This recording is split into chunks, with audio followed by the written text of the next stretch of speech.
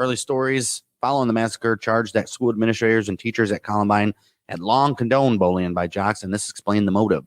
The link between bullying and school violence has attracted increasing attention since. Accounts from various parent and school staffers reported bullying in the school. Reportedly, Harris and Klebold were regularly called.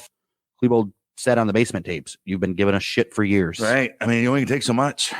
While talking to his father about jocks, Brown stated, "They sure give Eric hell." Brown also noted Harris was born with mild chest indent. Right.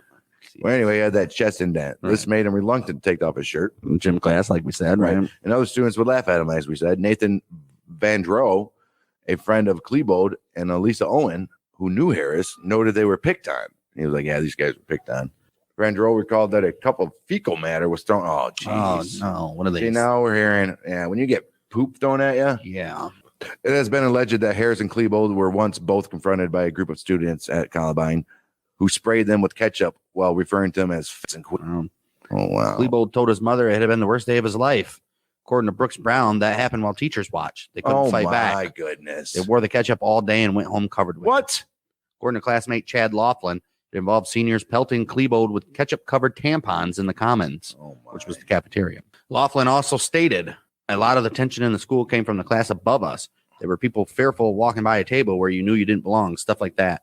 Certain groups certainly got preferential treatment across the board." It's sounding to me like there's a bunch of assholes in this school. Sounds to me like the whole teachers and everybody was a bunch of pieces of shit. Right. I'm sure Columbine had a big football or baseball or something probably football community, and teachers were like, state championship, right? Jeez, oh Pete, the movies aren't far from the truth, right? That's some garbage shit right there. Art often imitates life. Is that what they say? Right. I mean, just don't warrant what happened, but still, jeez, oh Pete, I kind of understand. Could have been prevented. Similar theory was expounded by Brooks Brown in his book on the massacre, No Easy Answers. Hey, but he got a payday, didn't he? He noted that teachers commonly ignored bullying, and that whenever Harris and Klebold were bullied by the jocks, they would make statements such as, "Don't worry, man, it happens all the time." Calling others dispute the theory of revenge for bullying as a motivation. They're like, nah. While acknowledging the bullying in high schools, Colin claimed they were not victims of bullying. Get the hell out of here. He said he noted Harris was often more the perpetrator than victim of bullying. Really?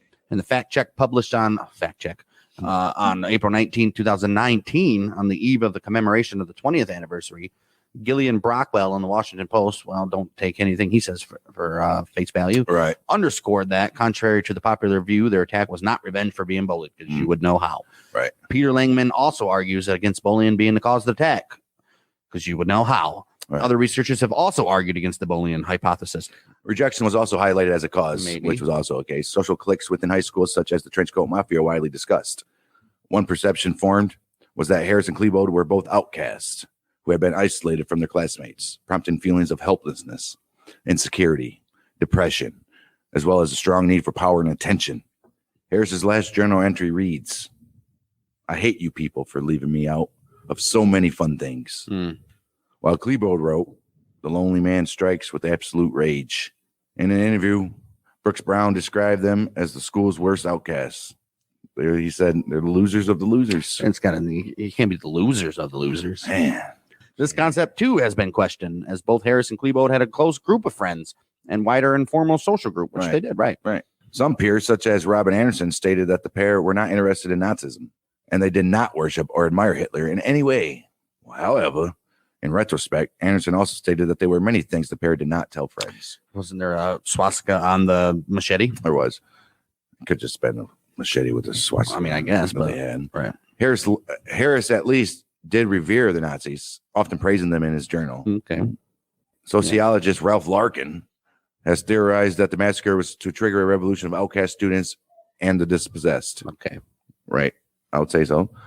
Kind of, maybe. You know, hey, rise up, boys. I guess. I don't know. As an overtly political act in the name of oppressed students victimized by their peers. The Columbine shootings redefined such acts not merely as revenge, but as a means of protest of bullying, intimidation, social isolation, and public rituals of humiliation. In contrast with the theory that attack was political, one author argues Columbine was only increasingly linked to terrorism after the September 11th attacks, obviously. Okay, yeah. Well, in the late 90s, Marilyn Manson, back to this guy. Yeah. And his band established themselves as a household name. They did. And as one of the most controversial rock acts in music history.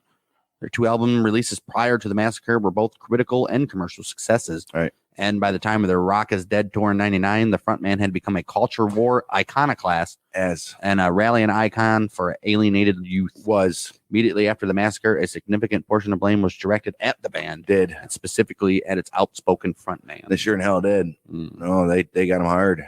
Yeah. In the weeks following the shootings, media reports about Harris and Klebold portrayed them and the Trenchcoat Mafia as part of the Gothic cult. Poor Trenchcoat Mafia. Right. They just get thrown in this stuff. Like, dude, we didn't do anything. Dude, we just like trench coats. Early media reports alleged that the shooters were fans and were wearing the group's T-shirts during the massacre. Well, we know that's not true. Right. Although they're proven to be false. News outlets continue to run. Of course they did. They run these stories as headlines such as "Killers worshipped rock freak Manson," and "Devil worshipping maniac told kids to kill." Jeez. Just like Kiss back in the day. How didn't like Kiss in the 70s and 80s? How didn't Marilyn Manson sue any of these guys? Speculation in national media and among the public led many to believe that Manson's music and imagery were the shooter's sole motivation, despite reports that revealed that the two were not big fans at all. Jeez. Oh, Manson's got to be like, what the hell? Right. Like, what, dude, come on now. I do. Sweet dreams are made of these. Right. Despite this, Marilyn Manson were widely criticized by religious, political, and entertainment industry figures. Right. Under mounting pressure in the days after Columbine, their group postponed their last 5 North American tour dates out of respect for the victims and their families. Right. Manson published his response to these accusations in an op-ed piece for the Rolling Stone titled Columbine, Whose Fault Is It? Right. In which he castigated America's gun culture, the political influence of the NRA, and the media's irresponsible coverage, mostly, which he said facilitated the placing of blame on a scapegoat. Yes. After concluding the European and Japanese legs of their tour on August 8th, the band withdrew from public view to work on their next album, which was 2000's Hollywood, In the Shadow of the Valley of Death, as an artistic rebuttal to the allegations leveled against them. Damn right. They got to do something.